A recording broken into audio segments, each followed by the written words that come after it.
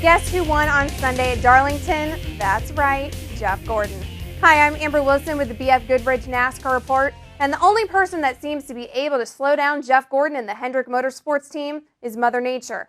Once again, rain postponed a Saturday race to Sunday, but the wait didn't affect Jeff Gordon, as Gordon in the 24 car took the checkered flag for his third win in 4 races.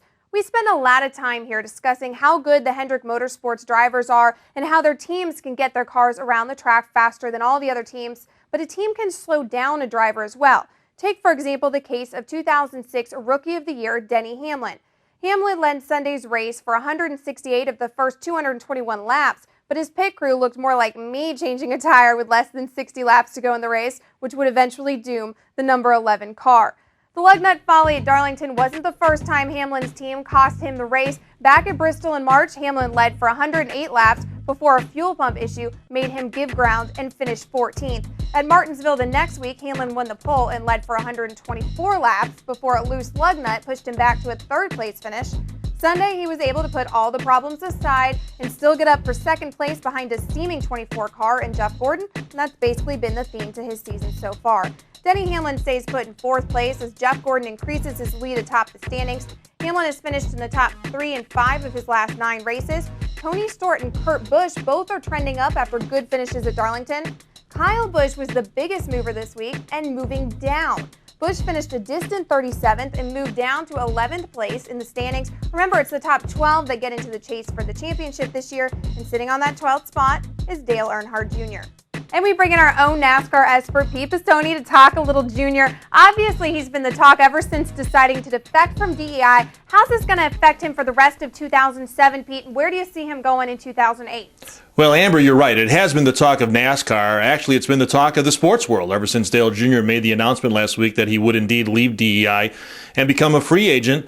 I think it's going to hurt that team in the short term. I really do. The pressure on Dale Earnhardt Incorporated, the whole Budweiser number 8 team, and Dale Jr., with everybody asking where you're going to race next year, and it keeps going on from week to week, it really takes the focus away of what these guys are trying to accomplish, winning races, making the chase, and trying to win a championship. And even when Junior does decide where he's going to go, then he becomes even more of a lame duck driver. So I think it's going to be very, very hard for them to compete the rest of the way.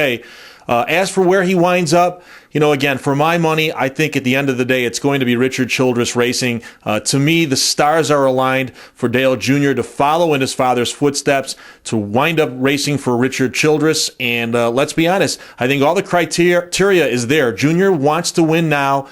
Childress is obviously a very, very established team that can win races and give him an opportunity to win championships. And for me, I think that's where it's going to wind up. And I would imagine by the time we get to maybe August to the Brickyard 400, that's when I think we'll have an announcement and those things will be finalized. All right, heading home for most of the Cup drivers to North Carolina this week in Lowe's Motor Speedway. Is Carolina going to be the trick to end the run of the Californians, Johnson and Gordon? Well, you know what? If I'm the rest of the field and we're going to Lowe's Motor Speedway this week for the All-Star Challenge and then in 2 weeks for the Coca-Cola 600, the way Hendrick Motorsports runs there really makes me upset and nervous because Jimmy Johnson and Jeff Gordon, dominating the first part of the season, also love Lowe's Motor Speedway.